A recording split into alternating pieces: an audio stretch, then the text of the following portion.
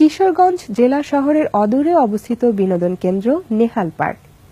এই পার্কে কাজ করেন স্বশিক্ষিত কারুশিল্পী খায়রুল আলম বাদল।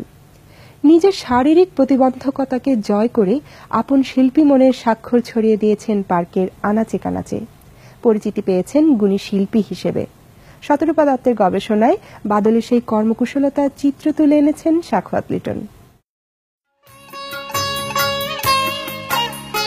খায়রুল আলম বাদল শারীরিক প্রতিবন্ধকতা সত্ত্বেও সৃষ্টিশীল এই মানুষটির সৃষ্টিকর্মের মধ্যেই প্রতিটা দিন কাটে।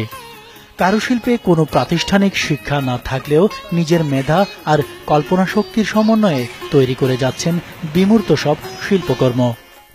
কোনো একটা কাজ করার জন্য বোধহয় সদিচ্ছাটাই যথেষ্ট। ছোটবেলায় আমি আমার চলন শক্তি হারাইছি, তখন থেকে আমি বসে বসে এই শিল্প চর্চাগুলি করতাম আর কি। তো নিজেই করতে করতে মানুষের কাজ দেখতে দেখতে ভাবলাম যে কিভাবে করে ওরা, ওদেরটা দেখে দেখে মূলত আমিও এইভাবে করছি আর কি। খেয়ালি এই মানুষটি একাধারে কারুশিল্পী, গীতিকার, সুরকার, কবি, এমনকি বাঁশিও বাজাতে জানেন। সবচেয়ে বড় কথা, প্রাতিষ্ঠানিক শিক্ষা তার না থাকার পরেও সে যে কোনো বিষয়ে একজন বড়, যদি ভাস্কর হিসেবে তাকে মনে করেন সে ভাস্কর, সে চিত্রশিল্পী মনে করলে চিত্রশিল্পী, এবং ইন্টেরিয়র ডিজাইনার যদি তাকে মনে করেন ইন্টেরিয়র ডিজাইনার। আমি স্ট্যাচু করি, অ্যাম্বুশ করি, ইন্টেরিয়র অ্যান্ড এক্সটেরিয়র ডিজাইন করি, ফাইবারের কাজ করি, বিভিন্ন পার্কের রাইডস তৈরির কাজ করি। তার ভিতরে আল্লাহ অনেক কিছু দিছে। সে যেগুলি কাজ করে মানুষে অনেক সম্মান করে, মানুষে দেখে ভালো বলে। এত সবের পরেও তিনি স্থানীয় একটি প্রতিষ্ঠানের দায়িত্ব পালন করে যাচ্ছেন নিষ্ঠার সাথে।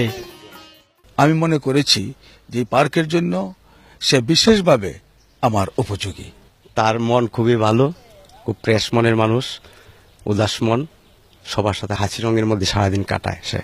মানুষ তো আসলে চলে মাথা দিয়ে, পা দিয়ে না।